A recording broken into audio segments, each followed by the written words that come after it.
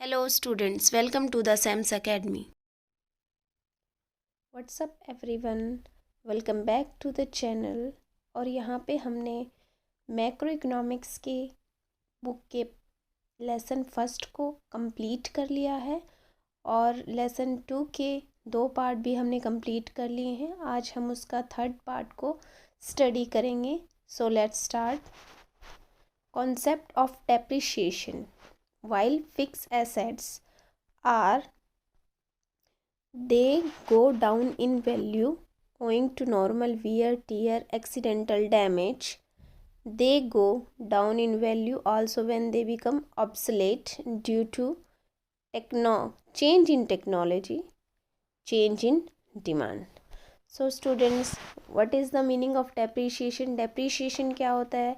हमने last video में भी इसको अच्छे से समझा था कि डेप्रिशिएशन का जो मीनिंग है उसका जो फिक्स एसेट्स हैं जब उनकी वैल्यू कम हो जाती है, उनमें टूट फूट हो जाती है या फिर वो ख़राब हो जाती हैं या जो उनकी टेक्नोलॉजी है पुरानी हो जाती है और जब उनको रिप्लेस किया जाता है तो हमें दूसरी मशीनरी ख़रीदनी होगी। तो इसके लिए जो भी पुरानी मशीनरी है, जो भी एग्जिस्टिंग मशीनरी आप यूज़ कर रहे हो, उसमें टूट फूट में जो भी खर्चा आता है या उसको रिप्लेस करने के लिए जो भी खर्चा आता है उसको हम डेप्रिशिएशन कर कहते हैं। जैसे कि आपने एक फ़ैन ख़रीदा तो उसकी जो वैल्यू थी वो 1200 रुपीज़ थी, लेकिन 1 साल बाद स्टूडेंट्स आप उस फ़ैन को रीसेल करेंगे तो क्या 1200 रुपीज़ में ही कोई उसको परचेज़ करेगा? ये ऐसा कभी नहीं होता है। जब भी किसी भी चीज़ को रीसेल किया जाता है तो जो उसकी वैल्यू है, क्योंकि उसको पहले यूज़ किया जा चुका है, इसलिए उसकी जो वैल्यू है वो डाउन हो जाती है। इसी को कॉन्सेप्ट ऑफ डेप्रिशिएशन कहते हैं। They go down in value also when they obsolete. इसका मतलब होता है outdated.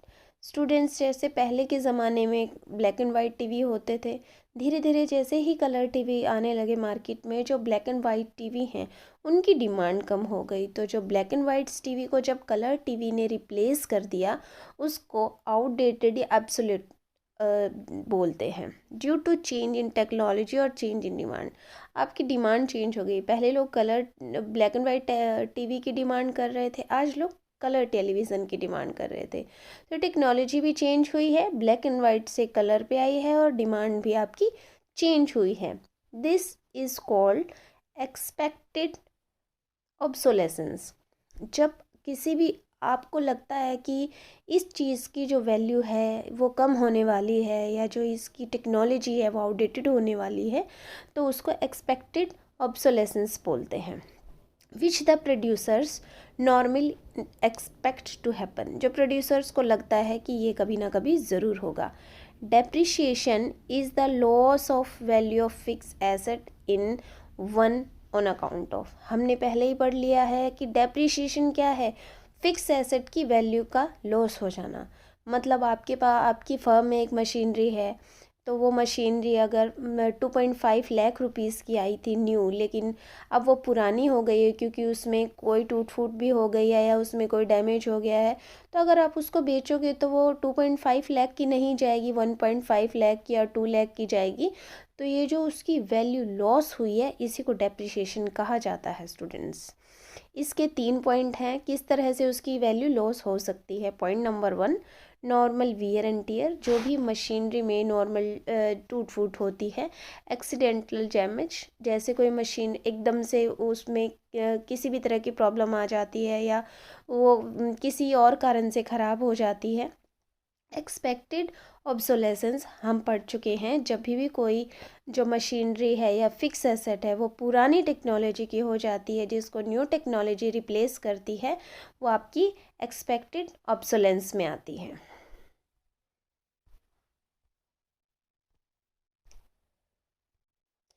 Depreciation is also called consumption of fix capital. Students, depreciation का एक सिनोनिम और भी है जिसको कंजम्पशन ऑफ फिक्स कैपिटल कहा जाता है। जो भी आपकी फिक्स एसेट्स हैं, जब आप उसको कंज्यूम करोगे तभी तो उसकी वैल्यू कम होगी, इसीलिए इसको भी डेप्रिशिएशन कहा जाता है। Because of depreciation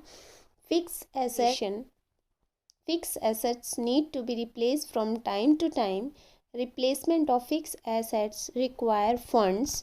Provision for the funds is made on annual basis.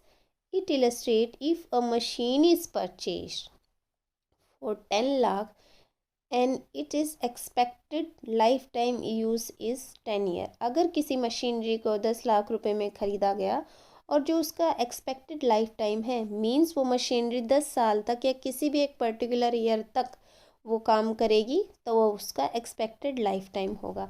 Then the annual provision for fund to replace the machine after 10 years, तो उसका जो डेप्रिसिएशन रिजर्व फंड क्या कहलाएगा। देखिए स्टूडेंट्स, 10 लाख को अगर डिवाइड कर दिया जाएगा 10 से, मींस जो उस मशीन की वैल्यू है जितने में उसको ख़रीदा गया है और उसकी एक्सपेक्टेड एज है कि उसको कितने टाइम तक यूज़ किया जा सकता है, अगर उसको इससे डिवाइड कर दिया जाएगा तो क्या आ जाएगा स्टूडेंट्स, उसका डेप्रिसिएशन रिजर्व फंड आएगा। मींस उसकी जो डेप्रिसिएशन रिजर्व फंड है उसके लिए कितना किसी भी एंटरप्रेन्योर या किसी भी प्रोड्यूसर को रखना होगा, 1 lakh rupees. What is depreciation reserve fund? Depreciation reserve fund refers to that fund which the producer keep for replacement investment. Replacement investment क्या होती है, हमने पहले ही पढ़ा है। जब किसी मशीनरी को न्यू मशीनरी से रिप्लेस कर दिया जाता है तो जो न्यू मशीनरी पे पैसे खर्च होते हैं वो रिप्लेसमेंट इन्वेस्टमेंट कहलाया जाता है।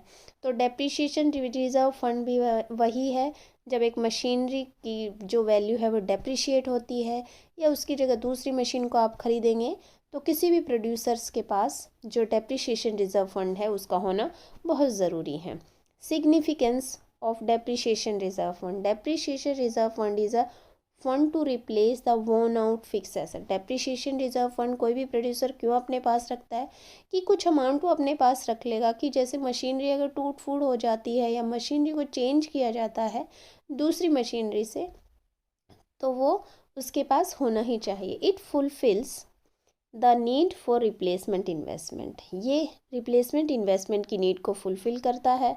Lack of depreciation reserve fund implies lack of replacement investment. अगर डेप्रिसिएशन फंड कम होंगे किसी प्रोड्यूसर के पास और तो उसकी रिप्लेसमेंट इन्वेस्टमेंट भी उसके पास कम होगी, और अगर इससे क्या होगा students, accordingly overall investment in the economy tend to fall, और आपकी पूरी ही इकोनॉमी की जो ओवरऑल इन्वेस्टमेंट है वो भी कम हो जाएगी। This lead to fall in the level of output. इससे आप लेवल ऑफ आउटपुट इकोनॉमी में कम हो जाता है and the level of income and employment also fall. Students, investment अगर कम होगी तो प्रोडक्शन कम होगा। प्रोडक्शन एंड आउटपुट अगर कम होते हैं तो उससे क्या होती है, अनएम्प्लॉयमेंट इंक्रीज़ हो जाएगी, क्योंकि प्रोडक्शन ही आपको कम करना है तो ज़्यादा लेबर को आप क्यों लगाएंगे प्रोडक्शन में, तो उससे क्या होएगा, अनएम्प्लॉयमेंट हो जाती है इकनॉमी में। अनएम्प्लॉयमेंट हो जाएगी तो इकनॉमी की जो ग्रोथ है वो कम होती है। तो इन्वेस्टमेंट, अगर डेप्रिसिएशन रिजर्व फंड कम होंगे, इन्वेस्टमेंट कम होगी, आउटपुट कम होंगे, और आउटपुट कम होने की वजह से इनकम और एम्प्लॉयमेंट आपकी इकोनॉमी में कम हो जाएंगी। The economy will slip into state of economic slowdown, और आपकी इकोनॉमी में स्लो डाउन आ जाएगा। It might taught into a low level equilibrium trap, और एक ऐसे इक्विलिब्रियम ट्रैप में फंस जाएगी जहाँ पर इनकम कम है, आउटपुट कम है, इन्वेस्टमेंट कम है, डिमांड कम है, और पर कैपिटा जो इनकम है वो भी सबकी कम है, और इकोनॉमिक ग्रोथ इससे किसी भी इकोनॉमी में कम हो जाती है। Expected and unexpected obsolescence. What is the meaning of unexpected और एक्सपेक्टेड ऑब्सोलेसेंस? चलिए इसे रीड करते हैं।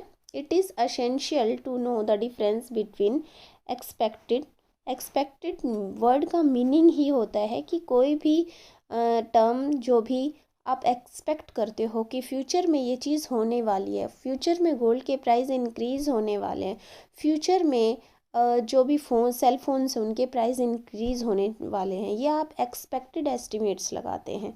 तो एक्सपेक्टेड ऑब्सोलेसेंस का मीनिंग भी यही होगा कि वो आपकी डेप्रिसिएशन, जो इसको आप किसी भी कोई भी प्रोड्यूसर एक्सपेक्ट करता है फ्यूचर में कि ये तो हो जाएगा, वो आपकी किसी भी प्रोड्यूसर के लिए एक्सपेक्टेड या फोरसीन, जिसको वो पहले से महसूस कर लेता है, वो ऑब्सोलेसेंस है।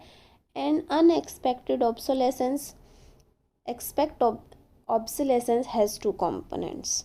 एक्सपेक्टेड ऑब्सोलेसेंस के टू कंपोनेंट्स है, first loss of value of fix asset when these become obsolete. किसी भी फिक्स एसेट की अगर वैल्यू कम हो जाती है क्योंकि वो पुरानी हो गई है, उसकी टेक्नोलॉजी पुरानी हो गई है, तो वो एक्सपेक्टेड ऑब्सोलेसेंस में आती है। Outdated owing to change in technology, technology पुरानी हो गई उस मशीनरी के। Example, a plant producing black and white TV, ये एग्जांपल हमने कुछ देर पहले समझा था। become obsolete when the technology is discovered to produce color TV। अगर कोई firm black and white TV बना रही है और दूसरी फर्म ने अगर कलर टीवी बनाने स्टार्ट कर दिए हैं, तो रिप्लेस हो जाएगी, या जो ब्लैक एंड वाइट टीवी है उसकी डिमांड कम हो जाएगी, जिसको ऑब्सोलेट या एक्सपेक्टेड ऑब्सोलेसेंस बोलते हैं।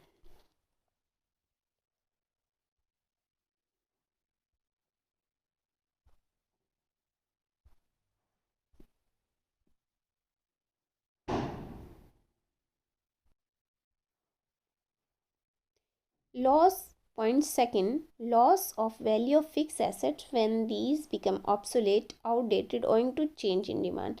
एक तो कोई भी जो टेक्नोलॉजी है या फिक्स एसेट है, वो चेंज इन टेक्नोलॉजी की वजह से ऑब्सोलेट होती है, कि टेक्नोलॉजी नई आ गई है जिसकी वजह से जो पुरानी टेक्नोलॉजी है वो ऑब्सोलेट हो गई है। और सेकंड पॉइंट में क्या है स्टूडेंट्स, कि इसमें चेंज इन डिमांड की वजह से जो आप एक्सपेक्टेड ऑब्सोलेसेंस होता है। Example, a plant producing rubber shoes become obsolete when demand shift from rubber shoes to leather shoes. अब पहले जो एक कंपनी रबर शूज़ बना रही थी, बहुत सारे प्रोड्यूसर्स रबर शूज़ बना रहे थे, लेकिन कुछ कंपनीज़ ने आके लेदर शूज़ बनाने शुरू कर दिए, तो जिसकी वजह से जो डिमांड है वो रबर शूज़ से शिफ्ट होकर लेदर शूज़ पे आ गई है। तो ये भी एक एक्सपेक्टेड ऑब्सोलेसेंस का पार्ट है। Expected obsolescence is estimated by the producer on basis of their knowledge and experience of market condition. Expected obsolescence कैसे एस्टिमेट कोई भी प्रोड्यूसर करेगा, कि वो मार्केट कंडीशंस को देख लेता है। जैसे कोई न्यू टेक्नोलॉजी आ रही है मार्केट में, तो उसको लगता है जो वो टेक्नोलॉजी यूज़ कर रहा है तो वो पुरानी हो गई है, तो एक्सपेक्टेड ऑब्सोलेंस किसी भी प्रोड्यूसर के एक्सपीरियंस और मार्केट कंडीशन की वजह से वो देख पाता है। अनएक्सपेक्टेड ऑब्सोलेसेंस, वो ऑब्सोलेसेंस या वो डेप्रिशिएशन जो अनएक्सपेक्टेड है, जिसको किसी भी प्रोड्यूसर ने एक्सपेक्ट किया नहीं होता है आने वाले फ्यूचर में, उसको बोलते हैं। पॉइंट फर्स्ट, नेचुरल कैलेमिटीज़, कई बार जैसे अर्थक्वेक या फ्लड या फायर आ जाती है, जिसकी वजह से जो प्लांट्स हैं वो पूरी की पूरी तरह नष्ट हो जाते हैं, डिस्ट्रॉय हो जाते हैं। Point second, fall in market value of asset when there in economic recession. कई बार क्या होती है, टेक्नोलॉजी भी पुरानी नहीं होती है, डिमांड भी कम नहीं होती है, लेकिन अगर मार्केट में ही रिसेशन आ जाता है स्टूडेंट्स, जिसकी वजह से क्या है, प्रोडक्शन कम हो जाता है और प्लांट में जो टेक्नोलॉजी है या जो भी वो मशीनरी यूज़ कर रहे हैं, उसमें अनएक्सपेक्टेड ऑब्सोलेसेंस का किसी भी प्रोड्यूसर को सामना करना पड़ सकता है। Loss of value of fix asset owing to unexpected obsolescence is called capital loss. यहाँ पे देखिए स्टूडेंट, कैपिटल लॉस आपको 1 मार्क में आपका कोई एमसीक्यू आ सकता है जिसमें कैपिटल लॉस आपसे पूछा जाएगा। तो अनएक्सपेक्टेड ऑब्सोलेंस का ये पार्ट है जिसमें नेचुरल कैलेमिटीज़ या मार्केट फेलियर या रिसेशन की वजह से कैपिटल लॉस होता है। These losses are not part of depreciation और डेप्रिसिएशन रिजर्व फंड। स्टूडेंट्स, ये पॉइंट आप नोट कर लीजिए, जो अनएक्सपेक्टेड ऑब्सोलेसेंस है या कैपिटल लॉस है, वो डेप्रिसिएशन का पार्ट नहीं होता है या डेप्रिसिएशन रिजर्व फंड का पार्ट नहीं होता है। Only expected obsolescence is considered for the estimation of depreciation, not the unexpected obsolescence. Only सिर्फ एक्सपेक्टेड ऑब्सोलेसेंस ही डेप्रिशिएशन में आप इंक्लूड करते हैं। कभी भी डेप्रिशिएशन को कैलकुलेट करते टाइम अनएक्सपेक्टेड ऑब्सोलेसेंस को इंक्लूड नहीं किया जाता है। और यहाँ पे स्टूडेंट्स डिफरेंस है expected obsolescence and unexpected obsolescence में। Point expected obsolescence. Point first, it refers to fall in the value of fixed asset due to change in technology or demand. Expected obsolescence कब होता है? जब किसी भी fix asset की technology या तो पुरानी हो जाए या उसमें जो भी वो मशीनरी से प्रोडक्शन हो रहा है गुड्स का, उनकी डिमांड कम हो जाए। Unexpected obsolescence, point first, it refers to fall in the value of fix asset due to natural calamities और इकोनॉमिक रिसेशन। यहाँ पे जब आपके कोई नेचुरल डिज़ास्टर या इकोनॉमिक रिसेशन आ जाता है जिसकी वजह से किसी भी एसेट की वो वैल्यू है कम हो जाती है। Point second, it is a part of depreciation. अभी अभी आपने रीड किया है कि एक्सपेक्टेड ऑब्सोलेसेंस ही डेप्रिशिएशन का पार्ट होती है, अनएक्सपेक्टेड नहीं होती है। Point second, it is not the part of depreciation, instead it point two capital loss. ये कैपिटल लॉस का पार्ट है। Point three, expected obsolescence is manage through depreciation reserve fund. जब भी किसी प्रोड्यूसर को एक्सपेक्टेड ऑब्सोलेंस का सामना करना पड़ता है तो वो अपने डेप्रिशिएशन रिजर्व फंड में से उसको ठीक कर लेता है या उसके लिए इन्वेस्टमेंट कर देता है। Point three, unexpected obsolescence. Unexpected obsolescence is manage through insurance of fix asset. जब किसी फिक्स एसेट, आपको भी पता है स्टूडेंट, जैसे जो एग्रीकल्चर प्रोडक्ट्स हैं, मशीनरी है, उनका इंश्योरेंस है, कार है, उनका सबका इंश्योरेंस किया जाता है कि एक्सीडेंटल डैमेज या फिर नेचुरल क्लैमिटीज़ की वजह से अगर वो डिस्ट्रॉय हो जाते हैं तो इंश्योरेंस से उनके जो फंड्स को पूरा किया जाता है। तो स्टूडेंट्स, ये आपके expected obsolescence and unexpected obsolescence में डिफरेंस था। आई होप आप सबको ये समझ में आ गया होगा। Next point is consumption of fixed capital and capital loss. Consumption of fixed capital depreciation है, अभी अभी आपने पढ़ा था, और कैपिटल लॉस पार्ट है आपका अनएक्सपेक्टेड ऑब्सोलेसेंस का। और कंजम्पशन एंड फिक्स कैपिटल क्या है? एक्सपेक्टेड ऑब्सोलेसेंस का पार्ट है। Point, consumption of fix capital, point first, it refers to loss of value of fix asset while being continuously used in the process of production. Process of production में किसी भी machinery को आप ज़्यादा दिन तक यूज़ करते हैं तो उसकी टूट फूट में जो भी खर्चा आता है वो कंजम्पशन ऑफ फिक्स कैपिटल में आएगा। Capital loss, point first, it refers to the loss of value of fix asset while these are not in use. कभी कभी जब रिसेशन आ जाता है, प्रोडक्शन कम होता है, तो जो मशीनरी है या प्लांट है उसका हम यूज़ नहीं कर रहे हैं, जिसकी वजह से जो उसकी वैल्यू है वो कम हो जाती है, वो कैपिटल लॉस के अंदर आता है। Point second, it is also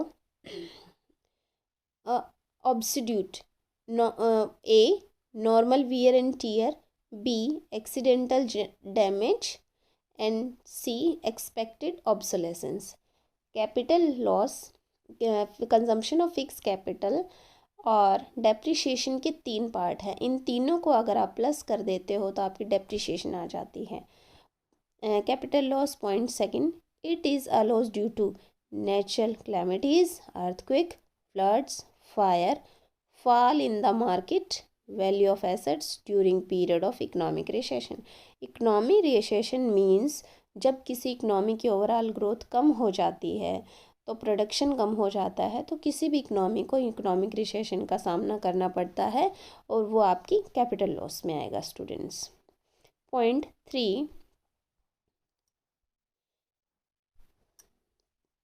it consumption of fix capital, it manage through depreciation reserve fund. ये डेप्रिशिएशन रिजर्व फंड से इसको हम पूरा कर सकते हैं, मैनेज कर सकते हैं, और कैपिटल लॉस को इंश्योरेंस के थ्रू आप मैनेज कर सकते हैं।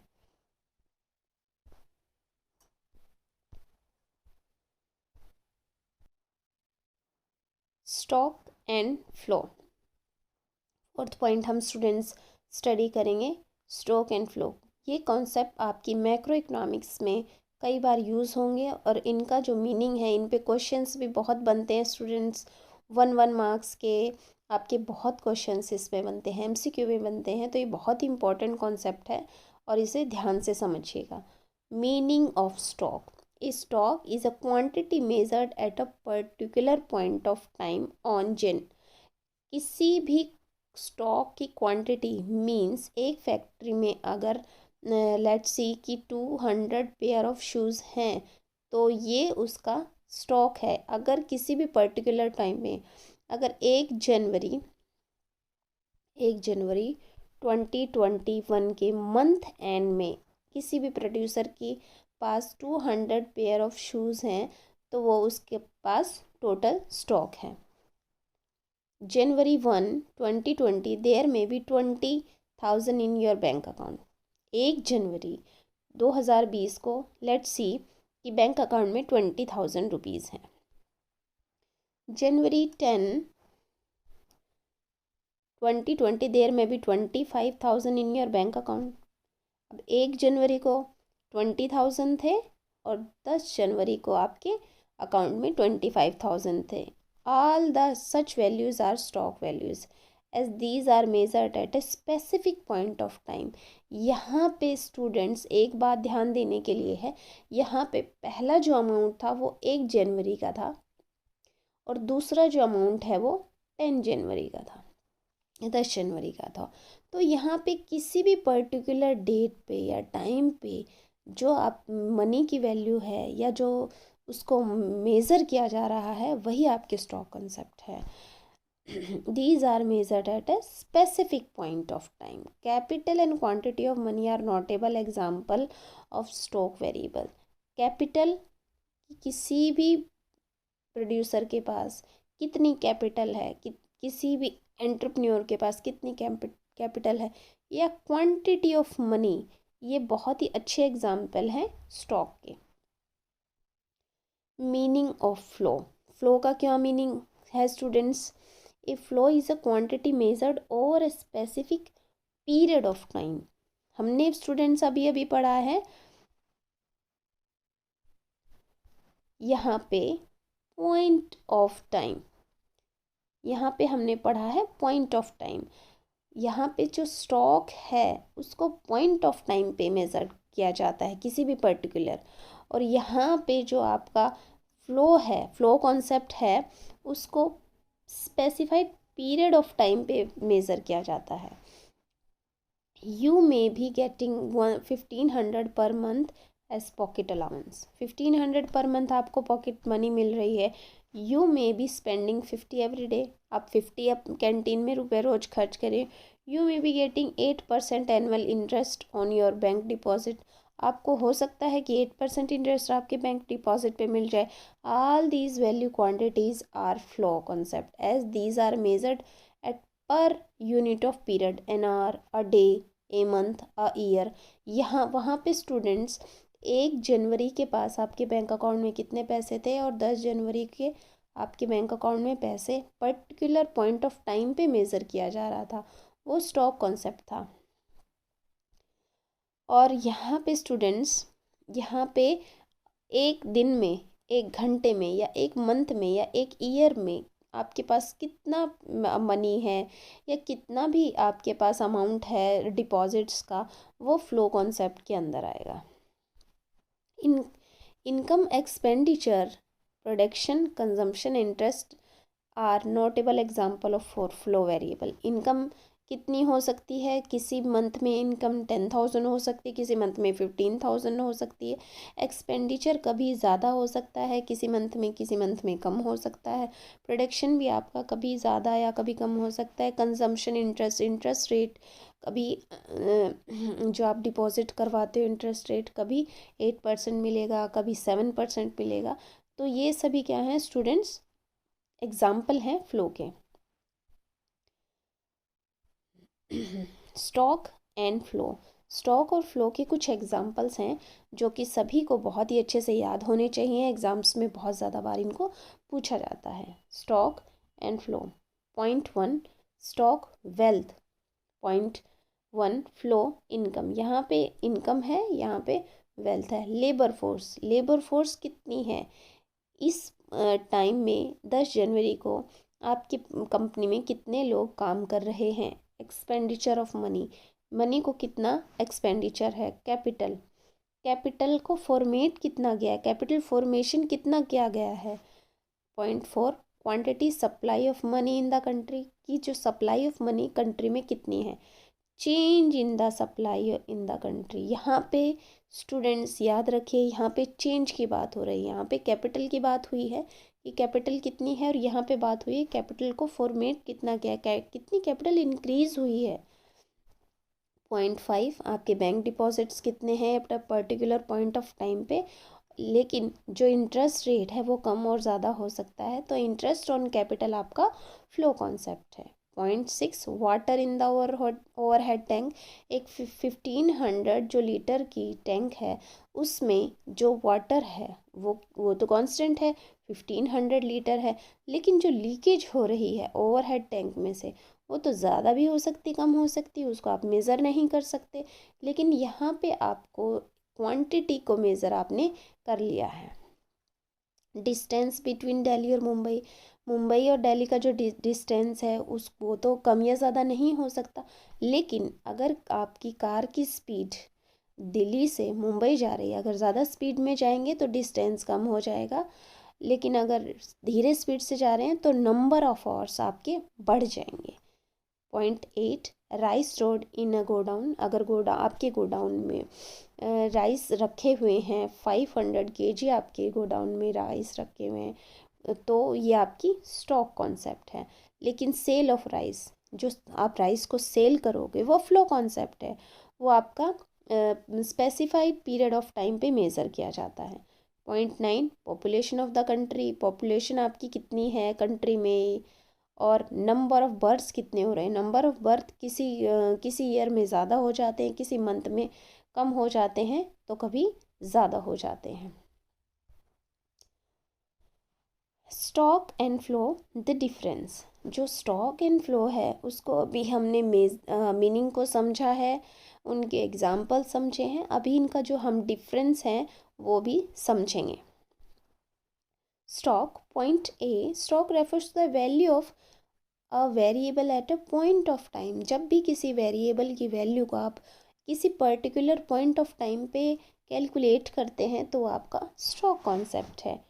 Flow point 1 flow refers to the value of variable during a period of time, किसी भी टाइम की ड्यूरेशन में, कि एक दिन में, एक महीने में, एक साल में वो वेरिएबल कितना चेंज हुआ है या उसकी वैल्यू कितनी है, वो आपका फ्लो कॉन्सेप्ट है। Point second stock is not time dimensional, it is measured at a specific point of time, इसमें टाइम नहीं देखा जाता स्टॉक में कि एक महीने में कितना आपके पास आपकी जो वेरिएबल है वो चेंज होगा, या 2 महीने में, एक साल में कितना चेंज होगा। यहाँ पे किसी भी स्पेसिफिक टाइम पीरियड पे ही उस वेरिएबल की जो वैल्यू है उसको कैलकुलेट किया जाता है, तो ये आपका स्टॉक कॉन्सेप्ट है। फ्लो कॉन्सेप्ट टाइम डायमेंशनल है। अभी हमने जब हम फ्लो को पढ़ रहे थे तो उसमें हमने ये देखा कि फ़्लो को कैसे मेज़र किया जाता है, कि एक घंटे में कितनी एक गाड़ी की स्पीड निकली है, या पर मंथ इनकी इनकम कितनी है, या पर ईयर अकाउंट में कितने पैसे जमा हो रहे हैं, या फिर एक्सपेंडिचर पर ईयर आप कितना कर रहे हैं, तो ये सारे क्या हैं, फ्लो कॉन्सेप्ट हैं। Stock point 3 stock impacts the flow greater the stock of capital greater the flow of goods and services. Stock impact करता है फ्लो को, कि कितना फ्लो होगा। अगर स्टॉक ऑफ कैपिटल स्टूडेंट्स किसी की भी प्रोड्यूसर के पास ज़्यादा होगा, अगर पैसे ज़्यादा होंगे तो वो गुड्स और सर्विसेज का फ्लो ज़्यादा होगा।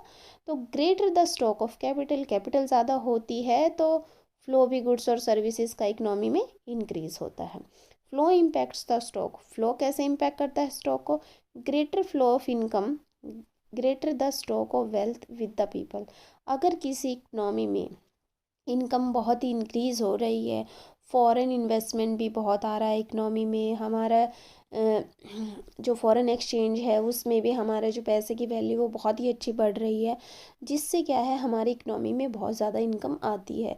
तो अगर हमारी इकनॉमी में इनकम आएगी तो जो लोगों की जो वेल्थ है वो भी इंक्रीज होगी।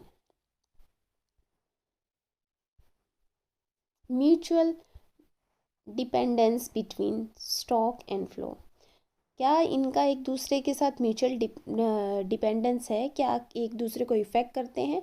चलिए रीड करते हैं। Mutual dependence of stock and flow, यहाँ पे फिगर 1 में देखिए, shows deposit of 20,000 per month. Flow है कि कोई अपने 20,000 की डिपॉजिट बैंक में जमा करवा रहा है। This is a stock of your saving. 1 जनवरी 2020 को आपके अकाउंट में, ये डेट भी यहाँ पे स्टूडेंट मेंशन की गई है, आपके बैंक अकाउंट में 20,000 रुपीज़ हैं।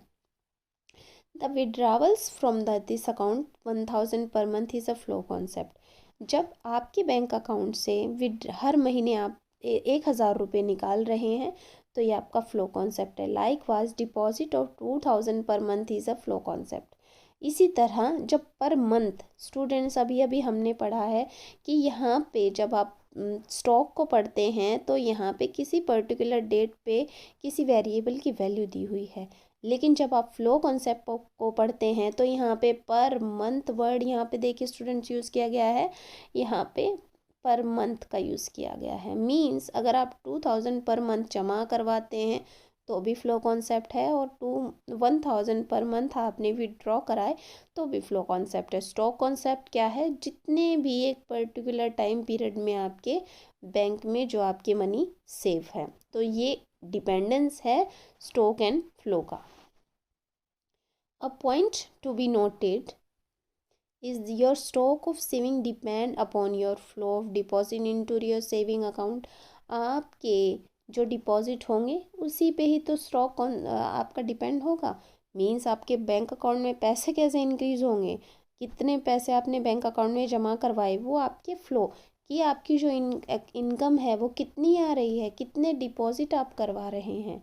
Like wise your flow of withdrawal depends on your stock. इसी तरह स्टूडेंट्स, ये जो विड्रावल हो रहा है ये किस पे डिपेंड हो रहा है कि आपके बैंक अकाउंट में कितने पैसे हैं, क्योंकि विड्रा आप नहीं कर पाएंगे ना अगर आपके बैंक अकाउंट में ही पैसे नहीं होंगे। Thus there is a mutual dependence between stock and flow. तो ये जो स्टॉक एंड फ्लो का जो म्यूचुअल डिपेंडेंस है ये हर इकनॉमी में काम करता है, और ये बहुत ही इंपॉर्टेंट कॉन्सेप्ट हैं स्टूडेंट्स, इनको आप ज़रूर अच्छे से रिवाइज करिए। सो टुडेज़ वीडियो जो हमने depreciation, expected obsolescence, unexpected obsolescence हमने पढ़ा है, एंड हमने स्टॉक एंड फ्लो के कॉन्सेप्ट को भी बहुत डिटेल में पढ़ा है। So thanks for watching this video. Please do like and subscribe.